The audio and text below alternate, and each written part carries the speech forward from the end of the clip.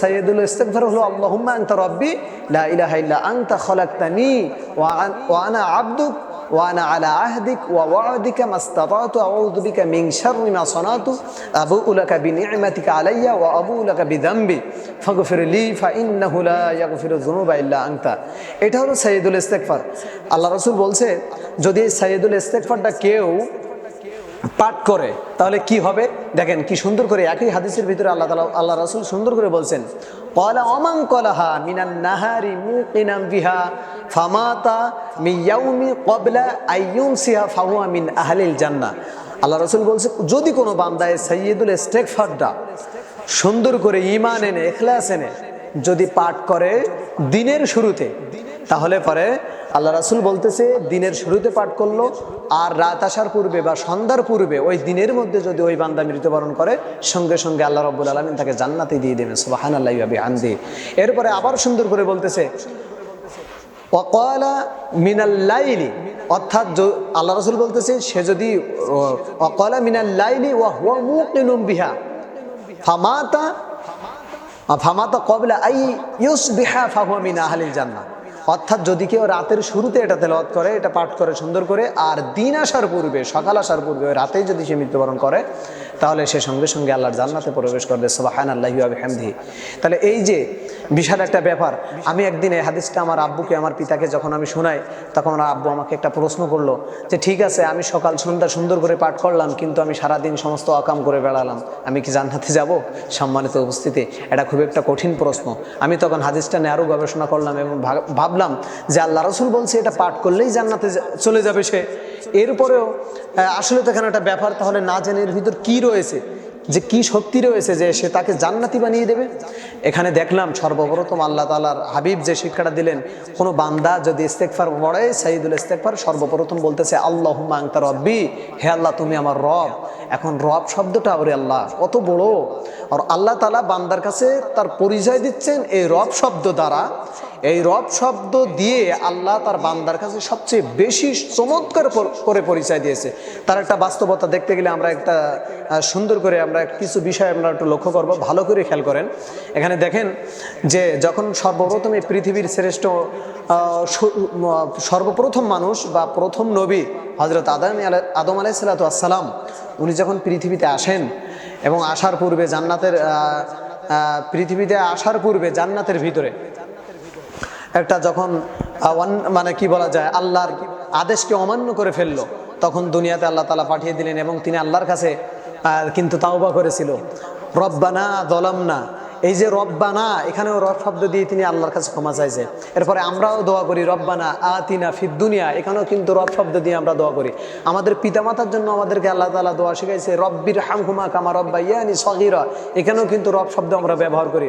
এরপরে আল্লাহ রাসূলের উপর কোরআনে কারীম নাজিল হয়েছে, সর্বপ্রথম ইকরা বিসমি রব্বিকাল্লাযী খলাক, সর্বপ্রথম নাজিলকৃত আয়াত, সেখানেও আল্লাহ তাআলা রব শব্দের পরিচয় দিচ্ছে। এরপরে কোরআনটাকে আপনি সাজিয়ে নিয়ে প্রথম দিকে আসেন আলহামদুলিল্লাহি রাব্বিল আলামিন, এখানেও রব শব্দ আছে। আবার আপনি কোরআনের শেষে চলে যান কুল আউযু বিরাব্বিন নাস, এখানেও রব শব্দ আছে।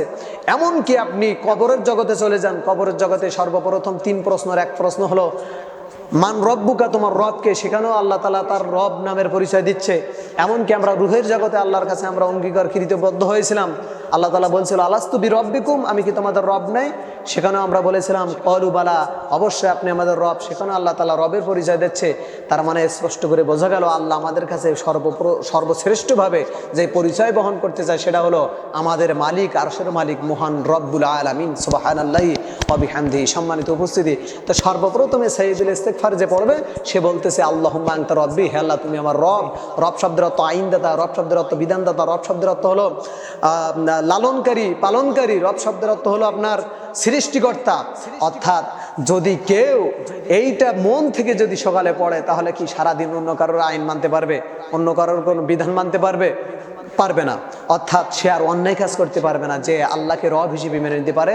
যেমন কোরআনুল কারীমে আল্লাহ তাআলা বলছে ইন্নাল্লাযিনা ক্বালু রাব্বুনাল্লাহ সুম্মা ইসতাকামু তাতানাজ্জালু আলাইহিমুল মালায়েকা আল্লা তাখাফু ওয়া লা তাহজানু ওয়া আবশিরু বিল জান্নাতিল্লাতী কুনতুম তুআদুন। সম্মানিত উপস্থিতি, আল্লাহ তাআলা বলছে যারা বলবে যে আমার রব আল্লাহ এবং তার উপর ইস্তেকামত থাকবে, আল্লাহ তাআলা বলছে তাতানাজ্জালু আলাইহিমুল মালায়েকা, তাদের উপরে আমি ফেরেশতা নাজিল করব। তাফসীরের ভিতরে এসেছে তিনটা সময় বিশেষ করে বান্দার কাছে ফেরেশতা নাজিল হবে। তার ভিতরে এক নম্বর হলো যখন বান্দার সামনে মালাকুল মউত হাজির হবে, বান্দা দারুণ একটা উৎকণ্ঠায় পড়ে যাবে, দারুণ একটা ভয় পেয়ে যাবে, আতঙ্কিত হয়ে যাবে। সঙ্গে সঙ্গে রহমতের ফেরেশতা বলবে, হে বান্দা, তোমার কোনো চিন্তা নেই, তোমার দুনিয়ার জিন্দগিতে তুমি গোটা দুনিয়া তুমি চালাইছো আল্লাহকে রব হিসেবে মেনে নিয়ে। তুমি তো বলেছিলে আল্লাহুম্মা আনতা রব্বি, হে আল্লাহ তুমি আমার রব, এই কথা বলেছিলে। আজকে তোমার কোনো চিন্তা নেই, এই মৃত্যু হয়ে যাবে তোমার জন্য জান্নাতের একটি মাধ্যম, সুবহানাল্লাহি ওয়া বিহামদিহি। এরপর কবর জগতে যখন সবাই রেখে আসবে, সেদিনও আতঙ্কিত হয়ে যাবে। সঙ্গে সঙ্গে আল্লাহর পক্ষ থেকে তাতানাজ্জালু আলাইহিমুল মালাইকা, আল্লাহর পক্ষ থেকে ফেরেশতা নাজিল হয়ে তখন বলবে, বান্দা তোমার কোনো চিন্তা নেই, তোমার দুনিয়ায় তোমার রব ছিল আল্লাহ, সে আল্লাহ তোমার এই কবরটাকে জান্নাতের নূর দিয়ে মনোয়ার করবে, সুবহানাল্লাহি ওয়া বিহামদিহি। এমনকি কিয়ামতের ময়দানেও তার সমস্ত বিভীষিকাময়ের মধ্য দিয়েও আল্লাহর পক্ষ থেকে তাতানাজ্জালু আলাইহিমুল মালাইকা, ফেরেশতা এসে তখন বলবে, বান্দা তোমার কোনো চিন্তা নাই, তোমার কোনো ভয় নেই, কারণ তোমার গোটা দুনিয়া ছিল আল্লাহকে রব হিসেবে মেনে নেওয়া। আজকে তোমার এই আখিরাত কিয়ামতের ময়দানে ফয়সাল হবে, তোমার জন্য রয়েছে জান্নাত। এজন্য আল্লাহ তাআলা বলছে তাতানাজ্জালু আলাইহিমুল মালাইকা আল্লা তাখাফু ওয়ালা তাহজানু, কোনো চিন্তা নেই, ওয়ালা তাহজানু ওয়া আবশিরু বিল জান্নাহ, এবং সুসংবাদ গ্রহণ করো সেই জান্নাতের, আবশিরু বিল জান্নাতিল্লাতী কুনতুম তুআদুন, সুবহানাল্লাহি ওয়া বিহামদিহি, যে জান্নাত প্রস্তুত করেছে আরশের মালিক মহান রব্বুল আলামিন। ভাই সংক্ষিপ্ত আকারে আমি এখন আর বেশি কথা বলবো না। তো এখানে কথা হলো যে আল্লাহুম্মা আনতা রব্বি, এক নম্বর কথা হলো, হে আল্লাহ তুমি আমার রব। যার রব আল্লাহ, সে আর কখনো অন্য কারো আইনও মানতে পারে না, অন্য কোনো অসৎ পথেও যেতে পারে না। নাম্বার 2 হলো লা ইলাহা ইল্লা আনতা, এর ভিতরে তাওহীদ ঢোকানো, এর ভিতরে কালেমা ঢোকানো। তার মানে হলো লা ইলাহা ইল্লা আনতা, তার মানে আমি বলছি আল্লাহ তুমি ছাড়া আমার কোনো ইলাহা নাই, তুমি ছাড়া আমার কোনো ইলাহা নাই। তার মানে লা ইলাহা ইল্লাল্লাহর অর্থ বহন করে এখানে কোরআনুল কারীমের ভিতরে সর্বশ্রেষ্ঠ আয়াতে কারিমা আল্লাহু লা ইলাহা ইল্লা হুয়াল হাইয়ুল কাইয়্যুম, এই আয়াতে কারিমারও দারুণ তাফসীর রয়েছে। এই আয়াতটার ভিতরেও কালেমার তাওহীদ ঢোকানো, আল্লাহর পরিচয় ঢোকানো। সম্মানিত উপস্থিতি, যেই কালেমার ভিতর দিয়ে আমাদের গেট দিয়ে আমাদের ইসলামের ভিতরে প্রবেশ করতে হয়, সেই কালেমা ঢোকানো দ্বিতীয় সেন্টেন্সে। এরপরে হলো লা ইলাহা ইল্লা আনতার পরে হলো খলাকতানি ওয়া আনা আবদুক, আল্লাহ তাআলা আমাদেরকে সৃষ্টি করেছেন, আল্লাহ তাআলা আমাদের কোনো অস্তিত্বই ছিল না। কাইফা তাকফুরুনা বিল্লাহ, আল্লাহ বলছে কেমন করে অস্বীকার করো, তোমার কোনো অস্তিত্ব ছিল না, তোমার কোনো নাম জানতো না, কোনো পরিচয় ছিল না। তোমার মায়ের পেটের ভিতরে তোমাকে সুন্দর করে তোমাকে পৃথিবীতে মায়ের পেটের ভিতরে তোমাকে রেখে রেখে তিলে তিলে তারপরে তোমার দুনিয়াতে আনছি। আল্লাহ তাআলা এখানে অনেক বড় সায়েন্স দিয়ে, বিজ্ঞান দিয়ে অনেক বড় আলোচনা, বলার বিষয় নয়। তো যাই হোক, এইভাবে আমরা আল্লাহর কাছে সারেন্ডার করতেছি। তারপর বলতেছি ওয়ানা আবদুক, এবং আমরা হলাম আল্লাহ তোমার দাস, তোমার ইবাদত করি, তোমার বন্দেগী করি। ওয়া ওয়াদিকা মাস্তাতাতু আউযু বিকা মিন শাররি মা সানাতু, এবং আমরা আল্লাহর কাছে কৃত অঙ্গীকারের উপর আছি। আমরা আল্লাহকে বলেছিলাম যে আপনি আমাদের রব, সেটা আমরা আমাদের ভুলে গেলে চলবে না। আমরা কৃত অঙ্গীকার মানে যথাযথভাবে আমরা অঙ্গীকারবদ্ধ হয়ে জীবন কাটাচ্ছি, এটা আল্লাহর কাছে সারেন্ডার করা। তারপর হলো আউযু বিকা মিন শাররি মা সানাতু, এরপরে এটা বলা যে আল্লাহ সারা দিনের ভিতরে, রাতের ভিতরে আমরা যত কর্ম করি, সমস্ত কুকর্ম থেকে তোমার কাছে পানাহ চাই। যদি কোনো বান্দা কুকর্ম থেকে আল্লাহর কাছে পানাহ চায়, সে কিন্তু ইচ্ছা করে আর কোনো কবিরা গুনাহ, কোনো কুকর্ম করতে পারে না। আর যে বান্দাই করতে পারে না, সে কিন্তু আসলে জান্নাতের দিকে ধাবিত হবে।